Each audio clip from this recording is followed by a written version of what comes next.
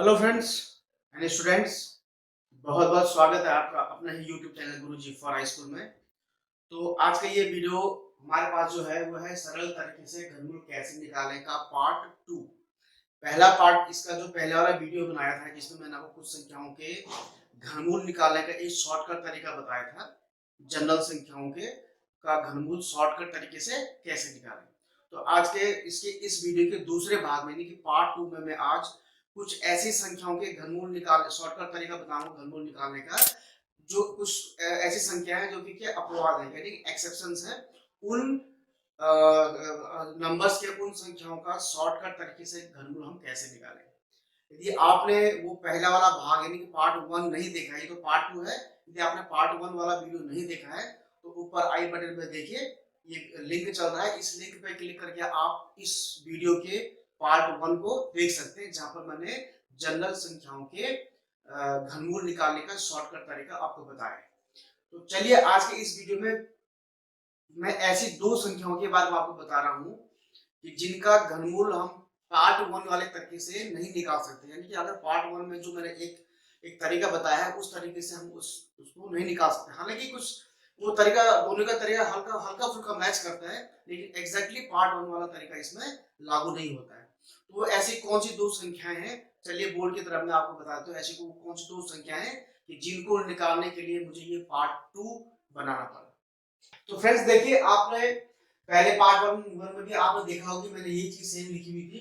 ये संख्याएं हैं, संख्याओं के घन ये है, एक का घन 1, 2 का 8, 3 का 27 और इधर से 10 का 1000 घन हो गया। और इनके घनमूल ये हो गया, 1000 का घनमूल 10 हो गया, 729 का 9 हो गया, 343 का 7 हो गया, 27 का 3 हो गया। इस ढंग से घनमूल आपको पता है, ठीक है।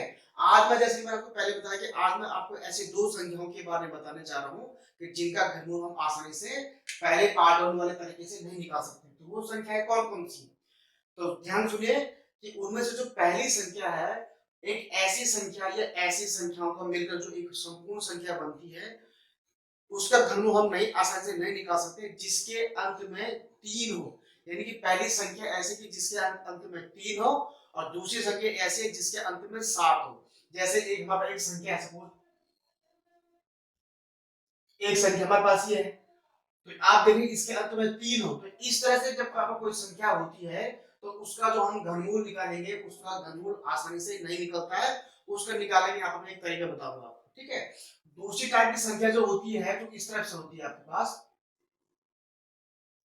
यानी कि जिसके अंत में क्या हो, 7 हो। जिसके अंत में 7 हो उस तरह की संख्या है, और जिसके अंत में 3 हो उस तरह की संख्याओं का घनमूल हम कैसे निकालेंगे वही आपको बताने जा रहा हूँ। तो चलिए एक मैं पहले एक ऐसी घनमूल ऐसी एक घन वाली संख्या चूज कर लेता हूँ जिसके अंत में क्या हो, 3 हो, और उसके बाद मैं चूज करूंगा 7। यानी कि दोनों को अलग अलग सॉल्व करूंगा। तो पहले क्या करेंगे हम लोग, 3 वाली संख्या को चेक कर लेंगे। तो फ्रेंड्स पहली संख्या में यहाँ लिख रहा हूं 4913। हमने इस संख्या का क्या निकालना है, घनमूल निकालना है। तो देखिए ना, आप देखें इसके अंत में 3 है, तो इस तरह की संख्या हो जिसके अंत में 3 हो उसका हम लोग घनमूल कैसे निकालेंगे। जनरल तरीका तो था कि भाई जनरल तरीका हम लोग क्या करते थे कि इस तरह से एक संख्या है और जो यहाँ पर किस संख्या का घनमूल निकला तो उसको घनमूल रख दो, नहीं निकला तो उस संख्या को वैसे ही उतार दो जैसे वहां पर लिखी हुई है। जैसे 3 को 3 जैसा उतार दो। लेकिन तीन संख्या वाली 3 वाली संख्या के साथ वो नियम लागू नहीं होगा। तो उस केस में हमें क्या करना है, ध्यान से देखिए, उस केस में हमें क्या करना है, ये जो आपको 3 दिखाई दे रहा है इस 3 का आपने इससे क्या करना है, घन करना है। घन माने 3 बार गुणा करना है। तो 3 बार गुणा कैसे करेंगे लोग, 3 गुणा किया 3 गुणा किया 3, यानी कि 3 3 9 किया 27। तो यहाँ पर आया आपका 27 का 7। आप ये ना 27 का 7 आया। तो आपने ये 7 जो है आपने यहाँ पर रख दिया। अब यहाँ पर शेष बचता है 2। तो थोड़ा ध्यान से सुनिए, तो ये शेष यहाँ पर 2 बच रहा है, आपको इसको भूल जाना है। जी बिल्कुल सही सुना आपने, इसको आपने भूल जाना है। इसका अब कोई रोल नहीं है, बस 27 का 7 लिखते हमारे वही बहुत है। बस उसके बाद नियम वही है जो हम क्या करते हैं, तीन संख्याओं को क्या करते हैं, क्लोज करते हैं, बंद करते हैं। इन तीन संख्याओं को भूल जाओ, लेकिन 9 को 13 को दिखाई दे रहा है, आप इसको भूल जाओ। तो आपके पास क्या बचता है, सिर्फ 4 बचता है।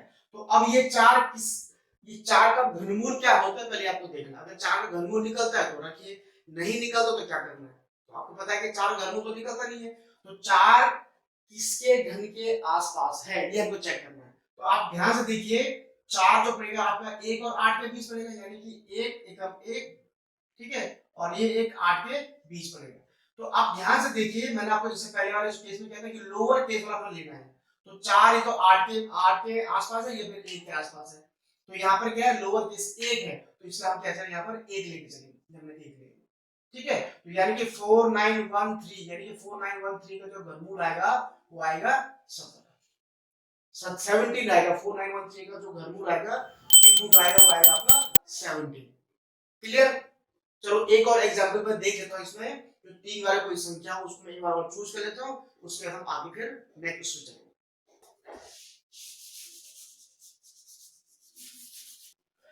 तो अगली संख्या मैं चूज कर रहा हूं, एक संख्या मैंने चूज की है 6, ये आपका है इकाई, दाई, सेकंड, हजार, दस हजार, लाख, 6,58,503, यानी 658503। तो आप जैसे देख ही रहे हैं कि इसके अंत में 3 है, तो मैं आपको बताया था कि 3 3 9 3 27 कर देना है। तो रिमाइंडर जो उसका शेष 2 बचा तो छोड़ दिए, भूल जाइए उसको लिखने की जरूरत नहीं। ठीक है, ये आपका हो गया 7, तो 3 9 27 का 7 हो गया। उसके बाद आपको क्या बताया था मैंने कि लास्ट की जो 3 संख्या है उनको भूल जाइए, आप क्लोज कर दीजिए। तो आपके पास था 658, आपके पास क्या बचता है 658। अब आपको ये देखना कि ये 658 किस किस घर के बीच पड़ता है। तो 658 देखिए यहाँ पर इसके बीच पड़ रहा है, देखो, यानी कि 512 और 729 के बीच आपका 658 पड़ रहा है। तो बस वही लोअर केस वाला आपको लेना है, जैसे आपको बताया था मैंने। तो लोअर केस में आपका 512 और 512 का घनमूल क्या होता है 8 होता है। तो यहाँ पर आप लोग 8 रख दो। तो इस प्रकार से आपने देखा कि 6,58,503 का जो घनमूल होगा वो 87 होगा। ठीक है, आप सबको गुना करके 27 को 3 बार गुना करके देखिए, यही आएगा आपका 6,58,503। ठीक है, चलिए एक बार आपको एक बार और एक एग्जाम्पल में यहाँ पर करा कर देखते हैं, उसके बाद हम चलेंगे 7 वाले संख्या की तरफ जिसमें कि अंत में 7। तो चलिए इस पर एक और एग्जाम्पल में आपको करा देता हूँ। एक और संख्या हम लेते हैं यहाँ पर, ये आप ध्यान से देखिए, एक संख्या आपके पास है 12,25,043, इकाई, दाई, सेकंड, हजार, दस हजार, लाख, 10 लाख, यानी कि 12,25,043 एक संख्या है। हमने इसका क्या निकालना है, घनमूल निकालना है। तो घनमूल निकाले, जैसे मैंने आपको पहले बताया कि ये 3 है, इसका 3 तो 9 के 27 कर दीजिए, 27 का 7 लिख दीजिए, बाकी जो रिमाइंडर जो उसको भूल जाएंगे। ठीक है, उसके बाद इन 3 संख्याओं को आप क्लोज कर दीजिए, देखने की जरूरत ही नहीं है। तो आपके पास संख्या बचती है फिर उसमें 12 2 5, 12 2 5 पड़ती है। ठीक है, ध्यान से देखिए आप। अच्छा, अब क्योंकि ये है 1225, तो जाहिर सी बात ये 1000, यानी कि ये जो पड़ेगा आपका 1000, और उसके बाद जो 11 का जो भी चीज इसमें 11 की, जो 11 का जो घन होगा, तो यहाँ पर देखिए ये 10, ये 1000, और ये पड़ता आपका 11 का घन होता है आपका 1331। तो आप देखिए कि 1225 का जो लोअर केस है वो 1000 है, और 1000 का घनमूल क्या होता है 10 होता है, तो यहाँ पर आप 10 रख देंगे। तो इस प्रकार आपने देखा कि 12,25,043 का जो घनमूल होगा वो 107 होगा। ये वेरी सिंपल है। इस तरह से आप और भी संख्याओं का निर्धारण कर सकते हैं कि कैसे उनका हम लोग घनमूल निकालेंगे। ये आप यहाँ पर ध्यान रखिएगा। ठीक है बच्चों, अब ये तो मुझे उम्मीद है कि आपको जो है उन संख्याओं का घनमूल निकालना आ गया होगा जिसके अंत में 3 हो। अब हम चलते हैं उन संख्याओं का घनमूल निकालने के लिए जिनके अंत में क्या हो 7। ठीक है, तो चलिए उनको देख लेते हैं। हमारे पास एक संख्या है 2197, इसका हमने घनमूल निकाला। आपको दिख रहा है इसके अंत में 7 है। तो मैंने आपको जैसे पहले बता दिया कि जिन संख्याओं के अंत में 7 हो उसका घनमूल कैसे निकालना। अच्छा, 3 वाले जिसके अंत में 3 हो उसका थोड़ा तरीका अलग था, और जिसके अंत में 7 हो उसका तरीका क्या है, अलग है। इन दो संख्याओं का मतलब जितनी भी और भी संख्याएं अंत में जो भी संख्याएं होती उनका घनमूल निकालने का तरीका हमने पार्ट 1 में बताया। ठीक है, अच्छा अब इसके देखिए इस तरह की संख्याओं को घनमूल निकालने क्या करना पड़ता है जिसके अंत में 7 हो।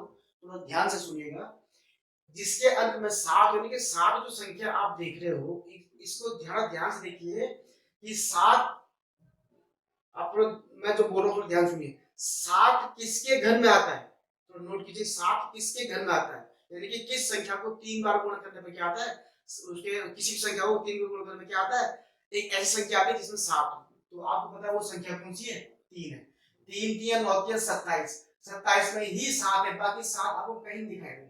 यानी कि 3 वाली कोई भी संख्या होगी 3 वाली, यानी कि 27 जिस संख्या में 7 हो तो उसका घनमूल 3 के प्रपेक्ष में ही आएगा, यानी कि उसके घनमूल में 3 कहीं ना कहीं होगा।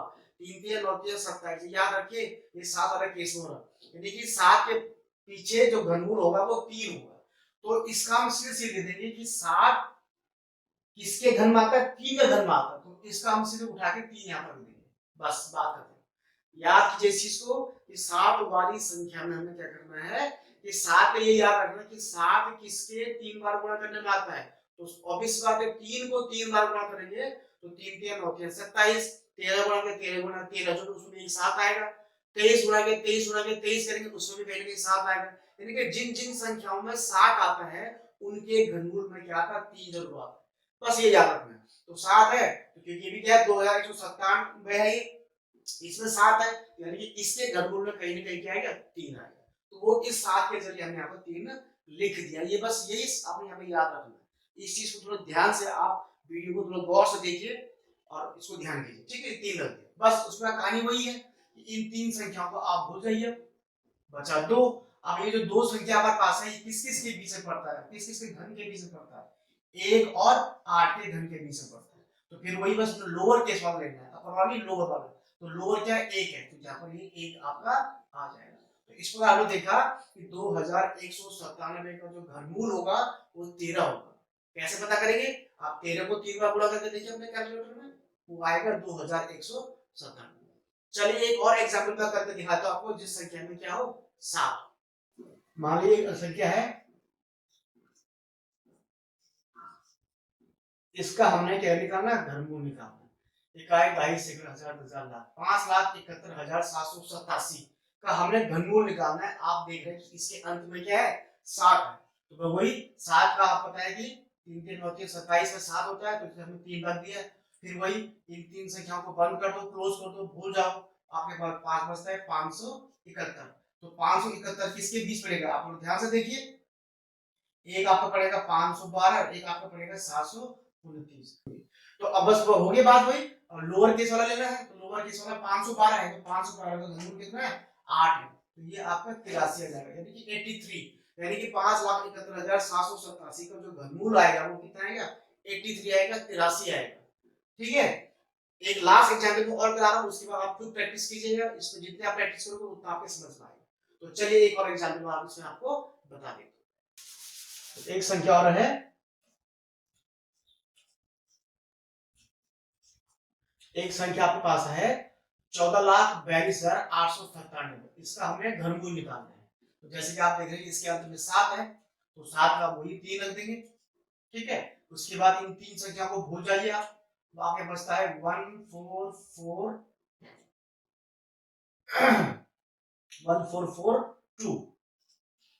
1442 आपके पास बचता है। ध्यान से देखिए 1442, तो जाहिर सी बात है, देखो 10 का हो गया 1000, घन 1000 हो गया, और 11 का हो गया आपका 1331, ये 11 का घन है। 12 का घन होता है 1728। अब ध्यान से देखिए 11 का घन होता है 31331, और 12 का घन होता है 1728। तो आप देखिए 14 यानी कि 1442 जो है इसका लोअर केस में हम, क्योंकि ये इन दोनों के बीच में पड़ता है तो लोअर केस वाला को ले लेंगे। तो ये क्योंकि किसका है? 11 का घन है, यानी कि 1331 का घनमूल क्या होता है? 11 होता है। तो इसका मतलब सिंपल सी बात है कि 14,42,897 को जो घनमूल होगा वो होगा आपका 113। तो इस प्रकार से आपने देख लिया कि किस ढंग से हम लोग उन संख्याओं का घनमूल निकालते हैं जिनके के अंत में 7 हो या जिनके अंत में क्या हो? 3। ठीक है, तो उम्मीद करता हूं ये आपके समझ में आ गया होगा कि कैसे हमने इन संख्याओं को क्या निकालना है? घनमूल निकालना है। पहले पार्ट में इन जनरल मैंने इन 2 संख्याओं को छोड़कर बाकी सभी संख्याओं को घनमूल निकालना बताया था आपको। अगर आपके पास कोई ऐसी संख्या आती जिसमें कि अंत में 7 हो, जिसके अंत में 3 हो, तो उन संख्याओं को घनमूल कैसे निकालना है वो आपने देख लिया। ठीक है, तो उम्मीद करता हूं आपको वीडियो पसंद आ गया होगा। अगर पसंद आए तो इसको लाइक जरूर कीजिएगा, शेयर भी कर दीजिएगा, और हमारे चैनल को सब्सक्राइब भी जरूर कर दीजिएगा। सब्सक्राइब करने के बाद बेल आइकन को ऑल बटन पे क्लिक जरूर कर दीजिएगा, जैसे कि सामने ये तीर का निशान आपको बता रहा है। तो बस आज के लिए इतने, जल्दी आऊंगा नए वीडियो में एक नए ज्ञान के साथ, एक नए क्वेश्चन के साथ। तब तक मुझे अनुमति दीजिए। धन्यवाद।